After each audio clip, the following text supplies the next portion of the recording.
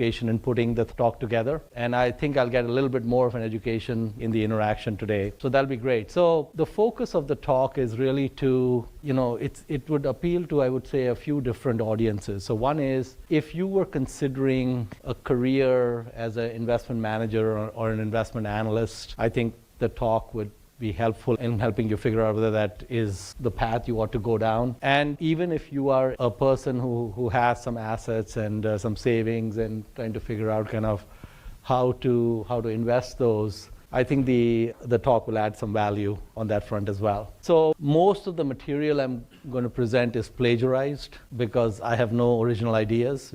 You'll soon learn that. So I'm actually going to be channeling a guy named Peter Kaufman and another guy named Charlie Munger, and a little bit of Warren Buffett thrown in. Peter is the author of Poor Charlie's Almanac. Some of you might be familiar with that. And it's a wonderful book. I think it's one of my favorite books. He's very close friends with Charlie Munger, and I think one time he told Charlie Munger that, Charlie, you and Warren have been successful for 3 reasons. And do you know what those 3 reasons are? And Charlie told him, no, Peter, why don't you enlighten me? So Peter said, well, the 3 reasons you guys have been so successful is that first, you're willing to be extremely patient. You guys are not in a hurry to do anything. You're willing to be very patient. The second is that you're willing to be very decisive. So when opportunity presents itself, you don't hesitate to act.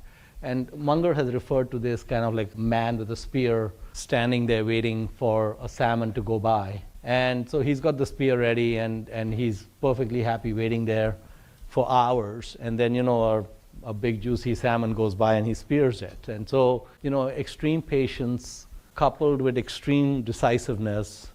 And the third trait is having no concerns about being different from the crowd. So doing whatever they feel makes sense regardless of how the world looks at it. So they don't really care about what people might say if they do something. So, and what Peter said is that you really have to kind of unpack that a little bit. So when he says being patient, it's not about being in agony while being patient. It's being in bliss while being patient. So it should be a very natural trait for you to be very happy to watch paint dry. So if you're the kind of person who loves to watch paint dry, then the investing business is a very good one for you. The decisiveness, again, it shouldn't make you break out in sweats. But when you see every so often, Charlie says that for each of us, the opportunities that would truly make us wealthy are not going to come around every week. They'll come around every so often, and they come around at unpredictable times. But when they do come around, and when you do recognize it, you need to act very significantly and very quickly. And that, again, is a second thing that a lot of people have issues with, where they'll recognize something and then they'll make a 2% bet. So that also is a second trait. And then the third one about being different, this is probably the hardest one for humans. Humans are averse to stepping away from the crowd. And so having no concerns about how people think about you based on what actions you take is a very important trait, and having no stress about it. So each of you can kind of evaluate that for yourself in terms of whether those are, does the glove fit, if you will? Does the glove fit with those traits? To some extent, I think they must be, at least most of it needs to be inborn. I think it would be a little bit difficult to take a high-speed trader and convert him into a model like that. So you need to have kind of a natural bias towards that in your personality. And then, the other piece is, how do you make investments? How do you know something's a great idea or not? And I thought what I'd do is I'd take the example of one investment that Warren Buffett and Charlie Munger made, which was the investment in Coca-Cola. And I wanted to go through the models they used when they made this investment. So there was no spreadsheet ever created when they did the Coke investment. From then till today, it's been about almost 30 years since they made the investment. They have no analysts or associates or anyone who helps them. I don't even believe they made much in terms of notes when they made the investment, but they thought very deeply about it. And for most investments, if you can't do the math in your head, then it should be an automatic pass. So there was no DCF model run for Coke. There was no numbers-based models. I mean, they had some numbers in their mind, but I don't think they ever reduced them to paper. But they did have, I think, and I may be missing some of them, but I think there were dozens upon dozens of models that they used in making the investment. And what happens is that when you have an overlay between models, that's when you get what Charlie Munger calls Lollapalooza effects. 1 + 1 becomes 11.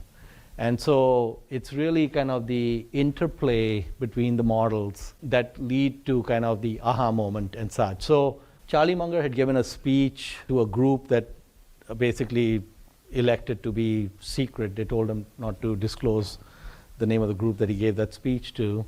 And after he gave the speech, where part of the speech covered the Coke investment, they told him it was a useless speech. And so they didn't appreciate it. And I actually think it's one of his more brilliant speeches, and actually gives you a window into how they think. So I think it's useful. So anyway, the Coke investment that Berkshire Hathaway made was made between 1988 and 1990, about a 3-year period when they bought the stock.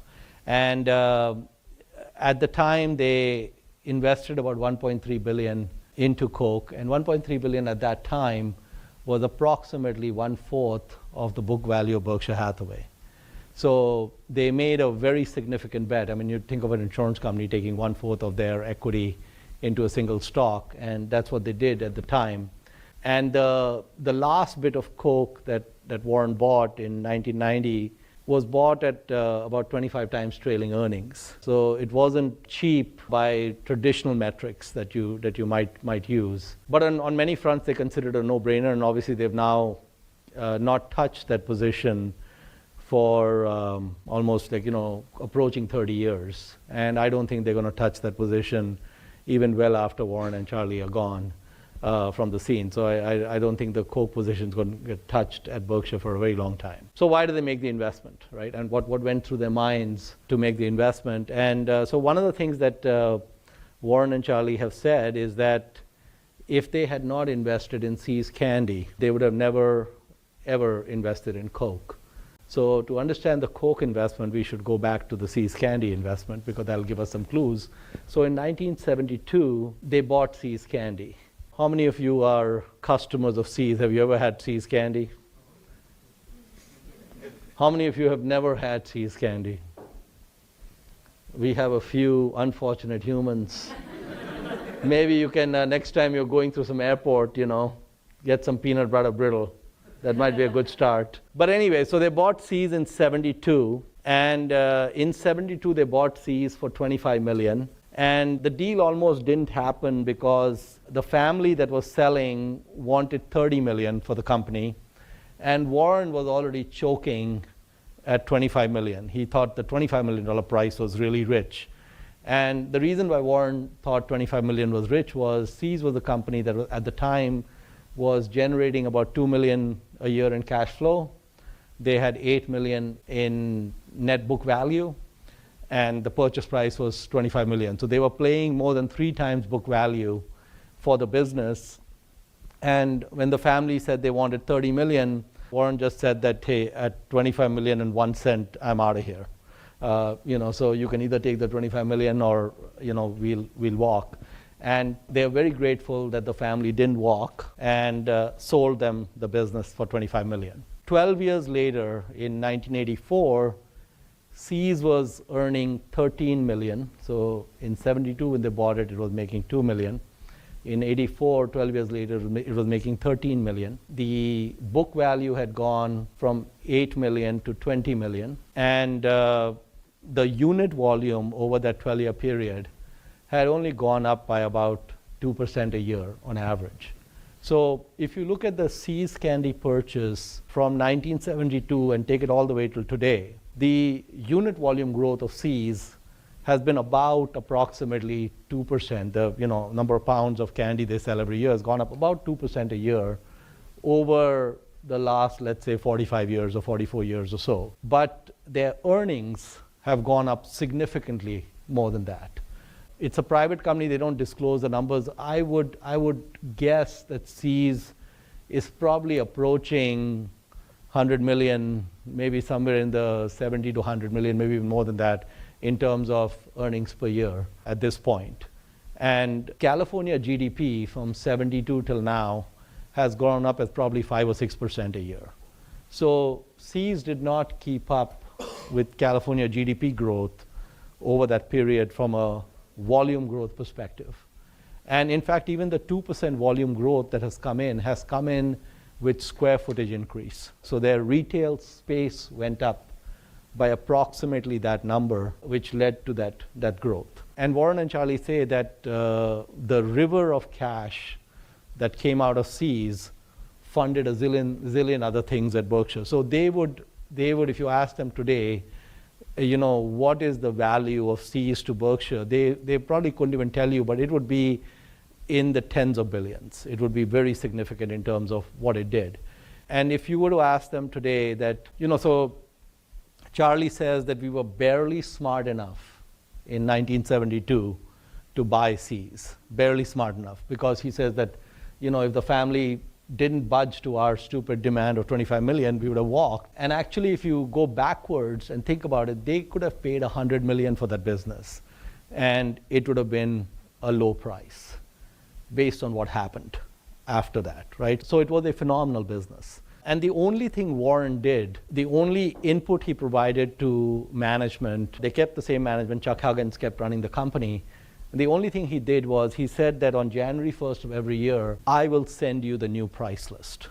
So he took over pricing for the company. So, all their peanut butter brittle and all their fudge pricing and everything else. Beginning of the year, Warren would look at, inflation is 3%, let's bump all the prices by 12%. And year after year, what he found is that they could raise prices significantly above the rate of inflation, and it didn't have any negative impact on sales. Sales just kept going. And but they also found out a few other things. They got a huge education in brands and branding, and that education in brands and branding was very fundamental to the Coke purchase. So See's is a California phenomena. People in California, if I had the same talk going on at Columbia University or something and I asked the same question, they'd look at me like I was from Mars. They probably never heard of See's except for the few that have gone to Omaha. So they repeatedly tried, and Warren and Charlie occasionally would try to nudge management to expand See's into other geographies. And every time they tried to expand other geographies, they would fall flat on their face. So they'd open a store. I think one time they had a store in Chicago, never worked. They've opened stores in several geographies, it's never worked. But slow expansion in California has worked. And so they found that the brand had certain brand value in California. They also found that people were willing to pay a premium for See's candies in California, but that same cachet didn't follow through in other locations. So when the Coke idea came in front of them, there were a couple of things that were different about Coke from See's. The first thing was that Coke traveled really well, and they could see that. Repeatedly tried to take this brand into even the neighboring states. They couldn't do that. There are only 2 countries today in the world where you cannot get Coke. And I forget, there's North Korea is one of them. I forget what's the second. Pardon?